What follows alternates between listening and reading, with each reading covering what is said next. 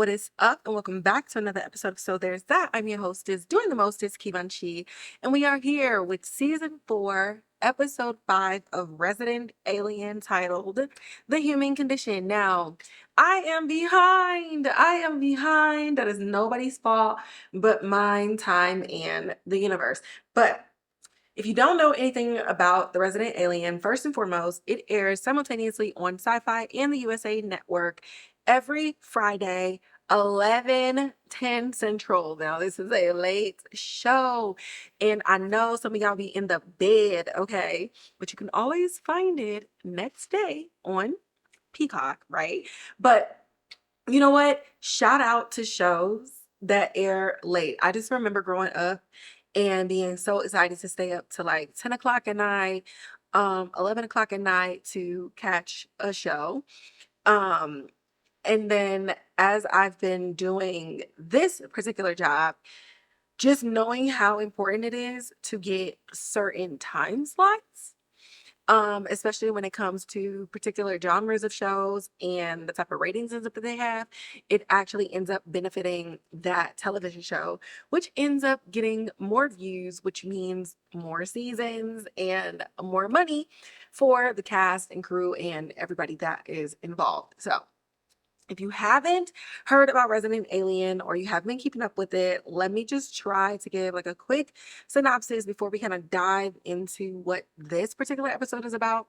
So you have Harry, the alien.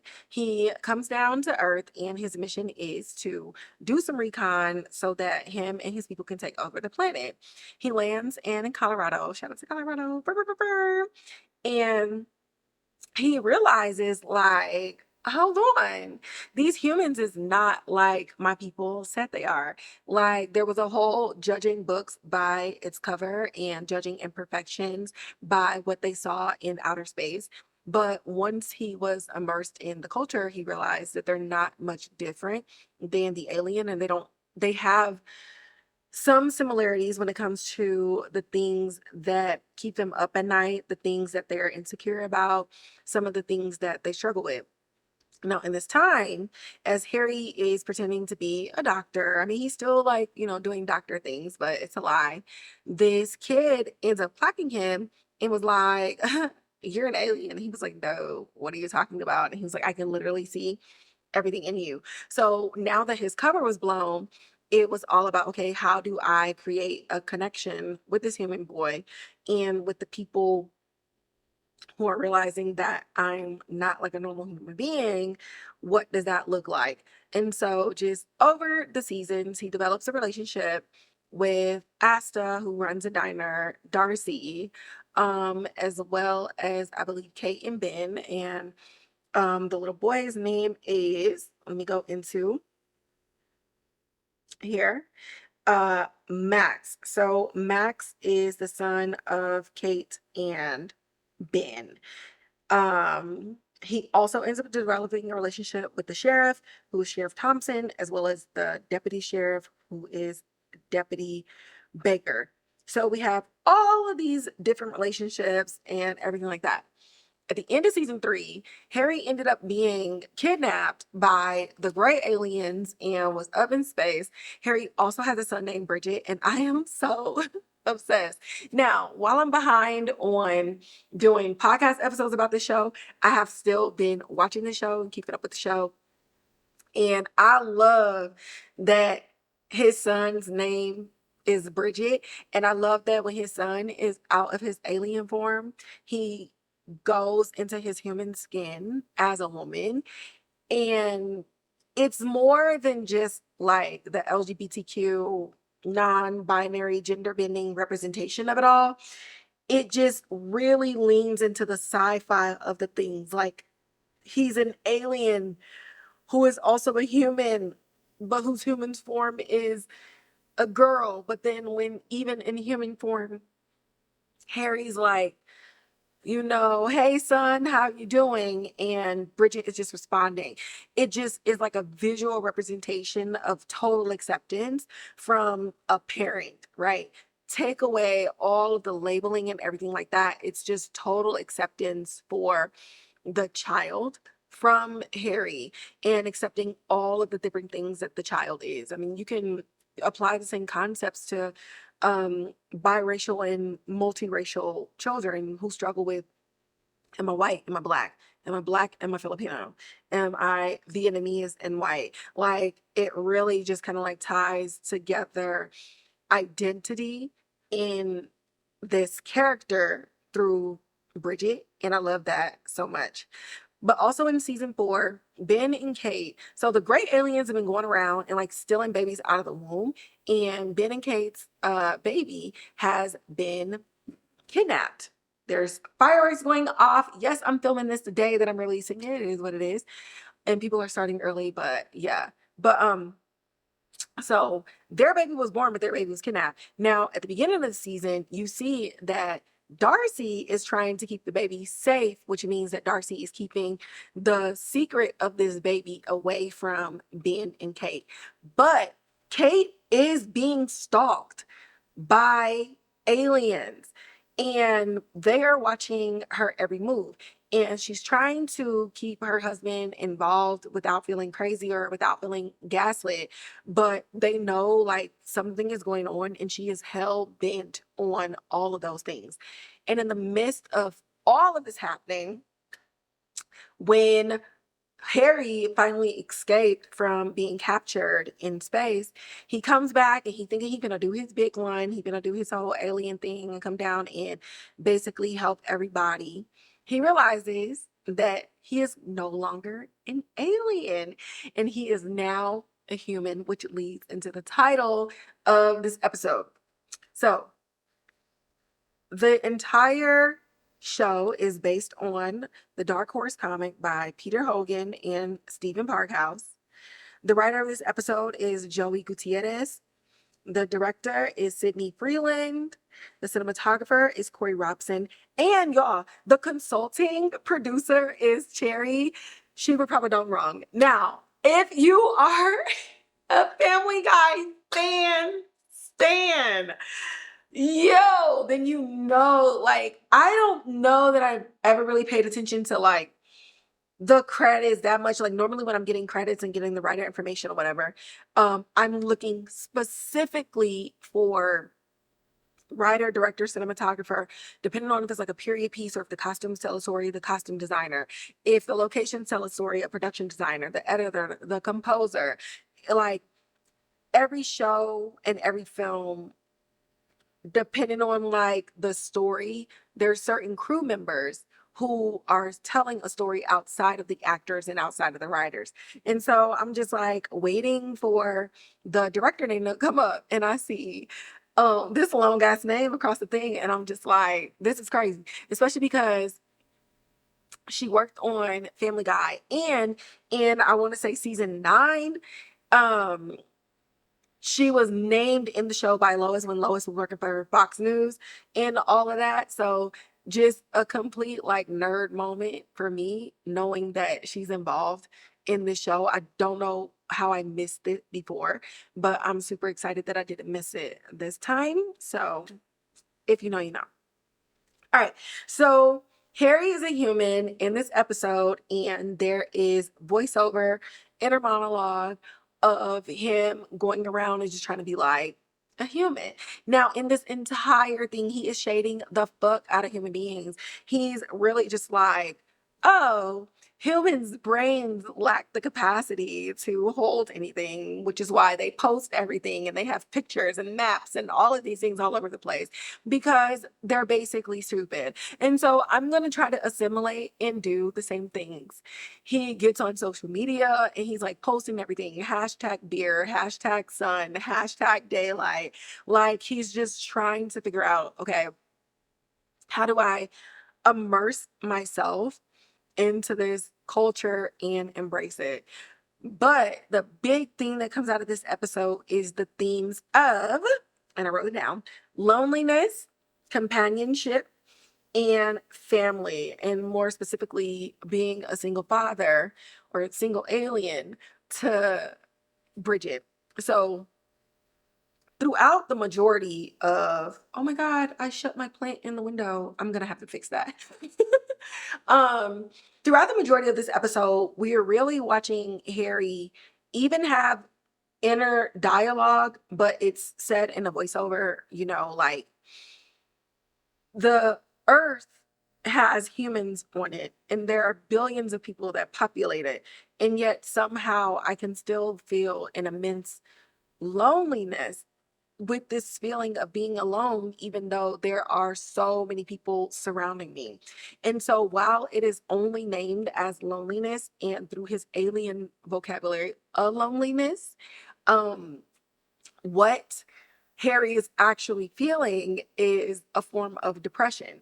And as an alien, he didn't have to worry about any of those things. But now he's walking around. He proposed to Asta with flowers that he picked from the grave. Y'all.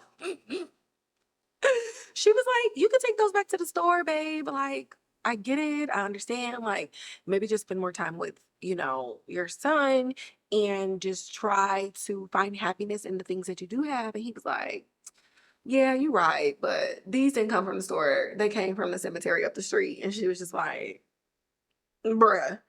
So you have him confiding in his friends and just being like, I need to hurry up and find a companion. I need to hurry up and build a family. And he's feeling the pressures of a biological clock that I think mostly women outwardly experience. But I love that he is a male character and you really get to see that men go through this same thing too. Like, you're getting of a certain age and you're probably thinking like, who am I going to grow old with? What if I get sick? Will I have anybody to take care of me? Will I have anybody to love and to love me back? And so in this episode, like it's titled The Human Condition, we can all say so much. We don't need anyone. We don't want anyone. We can't do all these other things. But in the backs of our minds, like, these are the things that we want biologically and socially, even if intellectually we feel that we've transcended needing a companion. And so through Harry, you get to go through all of these things. So Asta gives him that advice. And so he's like, all right, sure, I guess I'll spend time with my kids. And I really like this one too, because fathers really be not with their kids sometimes. Like, you be at work working all these extra hours, you're at the golf course, you're at the bar, you're at the strip club, you're making all these business meetings, and you're feeling unfulfilled and you're constantly like chasing this thing instead of focusing on the thing that you have at home. And so in this, we're looking at single fatherhood. A lot of single fathers get a lot of help from all the women in their lives. And sometimes too much help can still cripple you as a parent because you don't know your kid. And when your kid is in extreme distress, they're going to go to the women in their family because that's who you've leaned on. And that's what you showed them was the thing to do. So he goes home and he's like, all right, babe, y'all, why are you walking this house? Bridget is in his alien form. And when you look at Bridget's alien form, he gotta be like 4, yo. He is so small and he is so cute. And he's sitting at the table with his alien friends playing poker. They over here drinking. They are grown. And Harry walks in and he's like, I'm here to spend time with my son. So what are we doing? Yeah, I could play this human game.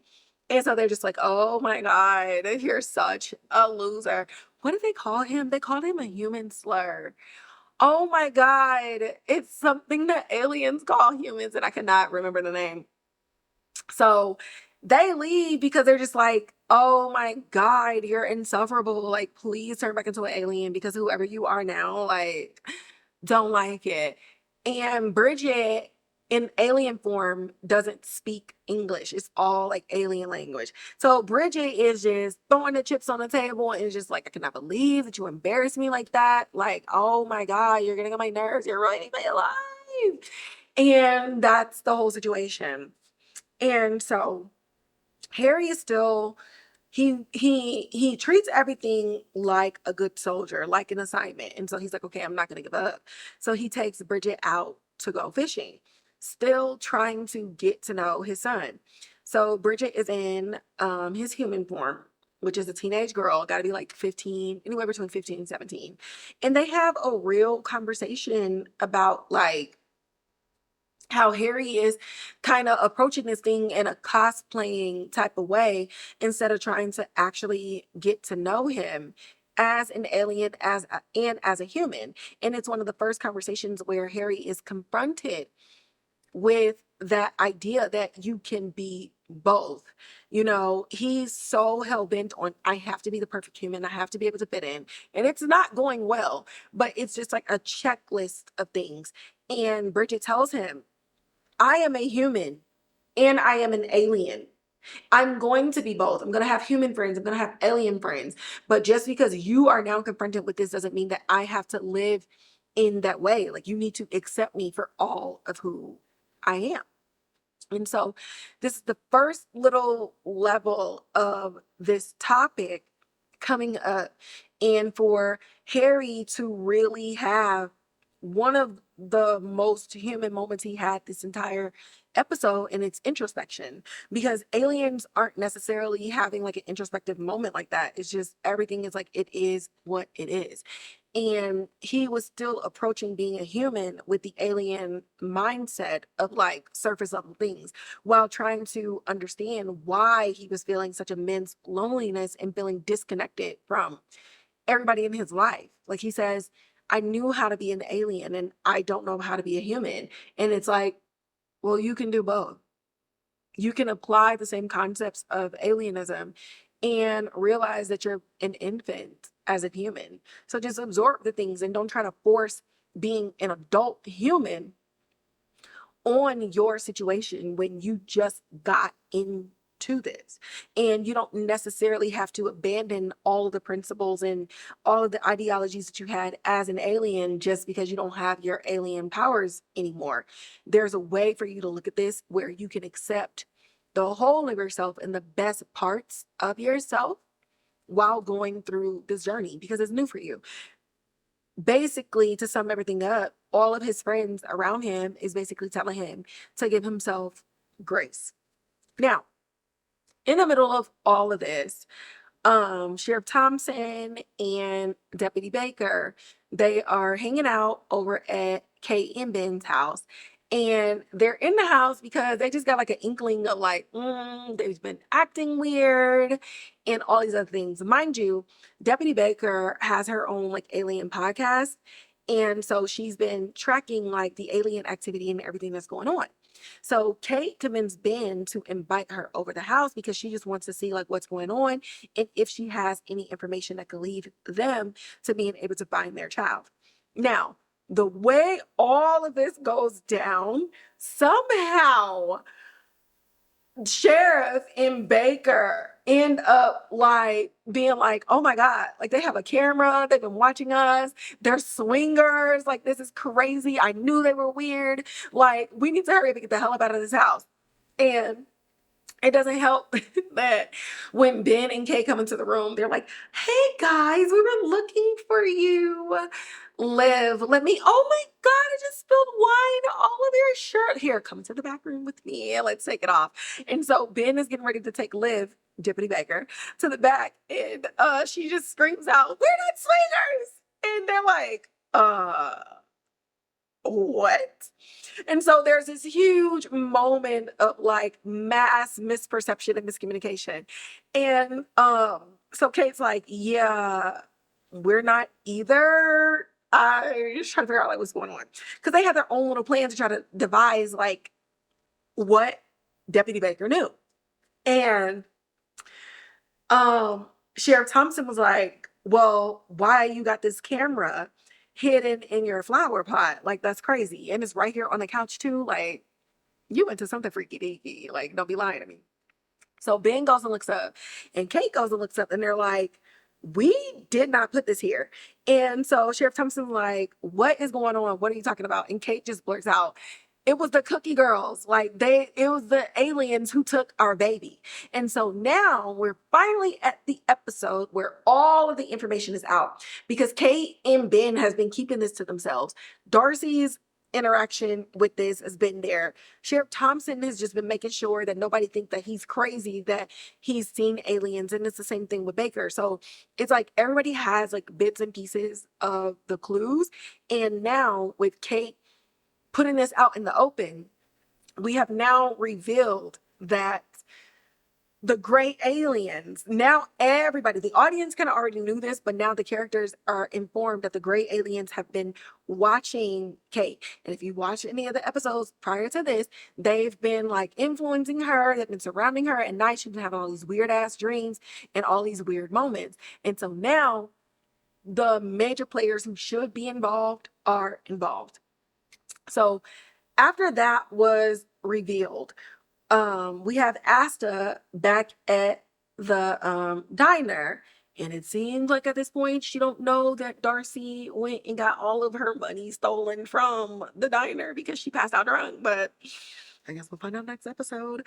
But Asta is talking with Harry because he came in and he was just like, thank you for even like giving me your perspective. I was able to have a breakthrough with Bridget, and I learned that like I am both alien and human. And I know you're sitting here and you're feeling like a failure, but you're also a success. And so just put your energy into all the things that makes you successful. And that will be the primary emotion that you feel, even though you will not succeed in other areas. And Asta's like, that actually makes so much sense. Don't propose to me again, though. And Harry's like, you've been friend zoned. And they're just having a little bit of a moment. And Harry is just like super grateful. And he's finally at like this pure acceptance. And then he just disappears right before he takes a bite of his apple pie. So there's that. Resident Alien, season 4, episode 5, The Human Condition. My thoughts. Okay, so my biggest thought is, before I get into predictions, I just genuinely loved this episode. I felt like they handled what it's like to be human and the emotions that we go through in such a great way in a show that is very openly, explicitly science fiction. To be able to have the voiceovers, it was a very smart idea to voice over Harry's inner dialogue, to openly express conversations that we as humans don't have because we're insecure or we're worried about what people might think of us or what they're going to say, or if I say this and they're not going to be my friend or they're not going to want to talk to me anymore. To have the alien of the show have this dialogue and go out and make grave mistakes, it opened up for the other characters to be able to apply grace in a way that we know that they're capable, but maybe they wouldn't have done with their human counterparts. So it really teaches you that like kindness goes a long way. Grace goes a long way. And it reminds you, the viewer, to just be fucking kind to one another. And more importantly, be kind to yourself. And if you're able to express kindness to yourself, that's just going to spread to everybody else, and you won't have any issues that other humans have by pretending to be someone that they're not. So I really love that. I loved the theme of the relationship between parent and child and what it means to love unconditionally and to have true acceptance of that and to have those difficult conversations with their kids. They're not stupid. They may not be an adult, and there are multiple lessons that they're going to learn as they get older because that comes with time, but meet them where they're at. And stop being condescending or being like, well, you'll know when you're older. Well, they're not older right now. So have those conversations, figure out where they're coming from, and allow yourself to learn from your kids. Now, as far as predictions go, aside from the sheriff, deputy, Kate, and Ben of it all, and them actually putting together like a tiny little task force to figure out where their baby is, I think that Harry disappeared and will get his alien powers back in the next episode because he finally understood what it was like to be a human on an existential level. Because up until then, he was existing with them and he was like working with them, but there was probably some internal judgment that he had in him. And I think that him turning into a human was like, okay, you must walk into their shoes in order for you to be worthy of getting this power back. And so I feel like now that he kind of like cracked the code at being human, whatever it was in him that was blocking himself from being an alien is now back. I don't think that anything took his power.